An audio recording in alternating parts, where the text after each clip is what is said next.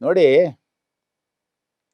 ದುಡ್ಡಿಲ್ದೇನೆ ಮನೆ ಕಟ್ಟೋದು, ದುಡ್ಡಿಲ್ದೇನೆ ಮದುವೆ ಆಗೋದು ಅನ್ನೋದು ಒಳ್ಳೆ ಸ್ಕೀಮ್. ಅದು ಹಿಸ್ಟಾರಿಕಲಿ ಬಂದಿದೆ. ಅದು ಆ ಹಿಸ್ಟಾರಿಕಲಿ ಬಂದಿರೋದು ಜನಗಳಿಗೆ ಏನಾಗ್ತಿದೆ ಅಂದ್ರೆ ಅದನ್ನ ಹೇಗೆ ಉಪಯೋಗಿಸ್ಕೋಬೇಕು ಅಂತ ಗೊತ್ತಿಲ್ಲ. ಹಾಗಾಗಿ ಅವರು ತೊಂದರೆಗೆ ಸಿಕ್ಕಾಕೊಳ್ಳುವಂತ ಸಂದರ್ಭಗಳು ಜಾಸ್ತಿ. ನಂದು ಒಂದು ಪ್ರವರ್ಬ್ ಇದೆ, ತುಂಬಾ ಸತಿ ಹೇಳಿದ್ದೀನಿ ಇದನ್ನ, ಆದ್ರೂ ಪುನಃ ಪುನಃ ಹೇಳ್ಬೇಕಾಗತ್ತೆ. ಯಾಕೆಂದ್ರೆ ನೋಡುವಂತ ಜನ ಹೊಸಬರು ಹೊಸಬರು ಹೊಸಬರು ಬರ್ತಾ ಇರ್ತಾರೆ. ಹಾಗಾಗಿ ಮತ್ತೆ ಹೊಸಬರಿಗೆ ಇದನ್ನ ಹೇಳಲೇಬೇಕಾಗತ್ತೆ. If you misplace the nature, nature will misplace your life ಅನ್ನೋ ತರ ಇದು. ಈ ವಾಸ್ತುವಿನಲ್ಲಿ ದುಡ್ಡೇನು ಬೇಕಾಗಿಲ್ಲ. ಹಿಂದಿನ ಕಾಲದಲ್ಲಿ ಮದುವೆ ಮಾಡುವಾಗ ಎಲ್ಲರೂ ದುಡ್ಡಿಟ್ಕೊಂಡು ಮದುವೆ ಮಾಡ್ತಿರ್ಲಿಲ್ಲ. ಯಾರೋ ಸ್ವಲ್ಪ ಅಕ್ಕಿ ಕೊಡ್ತಾ ಇದ್ರು, ಯಾರೋ ಸ್ವಲ್ಪ ತೆಂಗಿನಕಾಯಿ ಕೊಡ್ತಾ ಇದ್ರು, ಯಾರೋ ಸ್ವಲ್ಪ ತರಕಾರಿ ಕೊಡ್ತಾ ಇದ್ರು, ಯಾರೋ ಸಹಾಯ ಮಾಡ್ತಾ ಇದ್ರು. 15 ದಿನ ಮೊದಲೇನೆ ಬಂದು ನಮ್ಮ ಮನೆಯಲ್ಲೇ ಕೂತ್ಕೊಂಡು ನಮಗೆ ಬೇಕಾದಂತ ಸಹಾಯಗಳು ಮಾಡುವರು. ಈ ಮನೆ ಕಟ್ಟುವಾಗ್ಲೂ ಹಾಗೇನೆ ಈ ನೇಚರ್ ಅನ್ನ ಕರೆಕ್ಟಾಗಿ ಅದರ ಜಾಗದಲ್ಲಿ ಅದನ್ನ ಇಟ್ಟು ಬಿಟ್ರೆ ನೇಚರ್ ಖುಷಿಯಾಗಿದ್ದು ಬಿಡುತ್ತೆ. ಏನಪ್ಪ, ನೀರಿನ ಜಾಗದಲ್ಲಿ ನೀರು ಫಸ್ಟ್ ಒಂದು ಭೂಮಿ ತಗೊಂಡಿದ ತಕ್ಷಣ ಬಾವಿ ಮಾಡಿಬಿಡಿ. ಈಶಾನ್ಯದಲ್ಲಿ ಒಂದು ಬಾವಿ ಮಾಡಿ, ಇಲ್ಲ ಒಂದು ಬೋರ್ ಮಾಡಿ, ಇಲ್ಲ ಒಂದು ಸಂಪು ಮಾಡಿ. ಆಮೇಲೆ ದಕ್ಷಿಣ ಮತ್ತೆ ಪಶ್ಚಿಮದಲ್ಲಿ ಕಾಂಪೌಂಡ್ ಕಟ್ಕೊಂಡ್ಬಿಡಿ. ಯಾವಾಗ ನೀವು ದಕ್ಷಿಣ ಮತ್ತೆ ಪಶ್ಚಿಮದಲ್ಲಿ ಕಾಂಪೌಂಡ್ ಕಟ್ಕೋತಿರೋ ಆಗ ನಿಮ್ಮಲ್ಲಿ ಒಂದು ಶಕ್ತಿ ಬರುತ್ತೆ.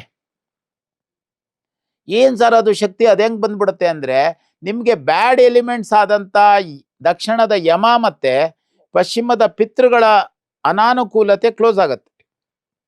ಆಗ ಈಶಾನ್ಯದಲ್ಲಿ ಬಾವಿ ತೆಗೆದಾಗ ಸರಿಯಾದ ರೀತಿಯಲ್ಲಿ ಪ್ಲಾನ್ ಮಾಡಿಸ್ಕೋಬೇಕು.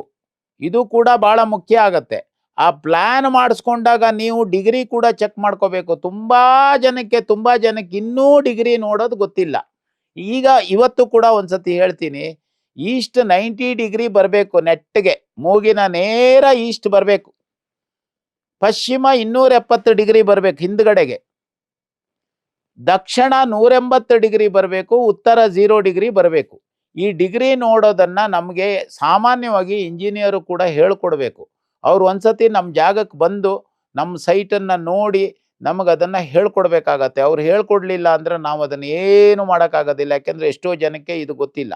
ಸೊ ಈ ದುಡ್ಡಿಲ್ಲದೆ ಮನೆ ಕಟ್ಟೋದು ಹೇಗೆ ಅಂದ್ರೆ, ಎಲ್ಲವೂ ಶಾಸ್ತ್ರೋಕ್ತವಾಗಿ, ಎಲ್ಲ ಪದ್ಧತಿಗೂ ಶಾಸ್ತ್ರ ಇದೆ ಅಲ್ವಾ. ಈಗ ಮದುವೆ ಆಗ್ಬೇಕು ಅಂದ್ರೆ ಅದಕ್ಕೊಂದು ಶಾಸ್ತ್ರ ಇದೆ.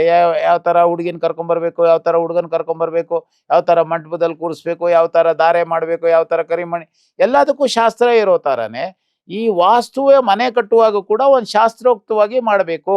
ಅಂದ್ರೆ ಏನು?